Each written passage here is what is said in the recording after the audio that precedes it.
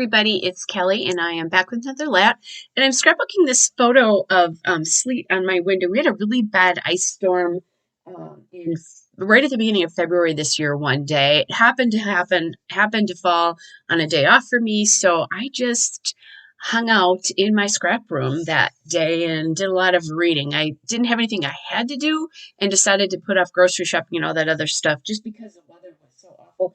But it made a really cool pattern on my window. So I was sitting in it and I took a picture of it. So I'm starting out with that snowflake paper, which is from Simple Stories, Freeze and Season, the Below Zero paper. That's from 2018, so you probably won't be able to get that anymore. I liked it because it was gray, and this photo is really pretty gray. I'm mounting that all on a piece of gray paper from Long Fawn. It's the Spring Fling Carolyn paper from 2019. It has a little X on it, and I just liked the tone of that and how it framed those snowflakes. I do this often with designs that go off the paper. I've talked about this before. I like adding some sort of background paper, and then usually I have about a quarter of an inch or not quite a quarter of an inch reveal around the frame. That's the amount that frames it. Then I'm adding in this green paper. It looks like wind, this minty green paper from Simple Stories, Freeze and Season, the Snuggle Up paper, because it was very windy that day. Like the sleet was going sideways at points, which was crazy. And then I'm playing around with some different things here. So I have the tag and the label and those snowflakes, and those are all from Ellie's Studio Let It Snow die cuts, which I think was from this past winter, if I remember correctly. It may still be available, it may not. So I'm just going to play with this. And then I found that chipboard house there, and that is from Crepe Paper Snow and Cocoa, which is an old winter collection that I absolutely love. I think I found some at Tuesday Morning when they still carried scrapbook supplies, and just love that. So it's at my house. I'm looking at the building across from me, so it felt like housing was appropriate there. Looking at adding in that little sort of orange snowflake there for a little bit more color. Then I have that red enamel snowflake, which is from Scrap and Happy Studio. It's CRAPPIN Happy Studio, and they have their own website. So, which with a lot of really cool enamels, if you're into that kind of thing. This is an older one that I think I got in an advent calendar, or I got a coupon for it in an advent calendar a few years ago. I'm pretty sure this probably wouldn't, well, I shouldn't say that it's not available, but it would be less likely to be available.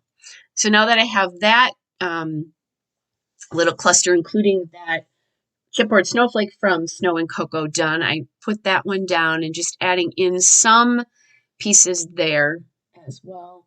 Kind of trying to make this small snowflake work, that little, that second one there, and decided not to. Now, when I put up the still shots at the end, I changed a couple things because I forgot that I wanted to use these paper clips from Snow and Cocoa, and there was a penguin on it, and I liked it because of the whole winter theme. And so look at those, because there's a penguin in it, penguin that I put in that top left cluster. In the bottom right cluster, I put a tree. And again, that's Snow and Cocoa. And then because I had something puffier in that top right cluster, I put a puffy polar bear and added him in. So some of these things will change. The clusters will change a little bit in the end photos, and that's why. But I forgot about it until after I finished this. And then I did add some twine in there again from Hobby Lobby on the tag. I turned my camera off and realized, as I was starting to putting things away, I meant to add these things in and forgot. So then I played with a little bit more. So sorry about that. That does sometimes happen. And I just started to do it instead of turning my camera back on, which happens as well too. Sometimes that does happen.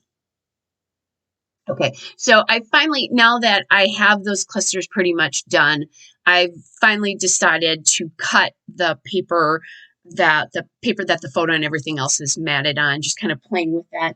And because these you know, obviously the collection, they're from the same collection. It's nice because they go together.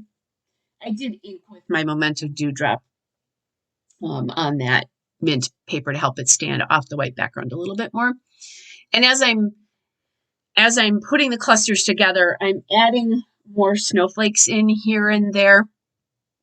There is that black and white snowflake tag. So as I worked with some of these things, I added in some black and white snowflakes as well. You'll see them there on the bottom left of my mat there. Okay, and then I need a title. Yeah, and I think those probably mostly happened after when I started adding in the puppy pieces. So now I need a title as well. And I haven't really figured that out yet. I'm avoiding it, I think, if I remember correctly, because I was trying to figure out what I was going to do. And I got some glue on my photo, so I just used an eraser there, a little eraser that I have. Okay, I think I'm going in search of my letters now, if I remember correctly. So I found a chipboard alpha here, and that alpha is the American Crafts Stickers in Shoebox, and it's the bubblegum color. So they're a pink glittery alpha. And I'm thinking about putting it up here, but I don't like how tall the letters are compared to how short that cluster is. And then I have this open space here on the mat. So I thought, oh, well, perfect. And it fit perfectly. I do go down and glue those letters on later on after the video is done. So there's the still shot and a couple of those detail shots. Hope you're all well, and I will be back with another layout soon. Bye, everybody.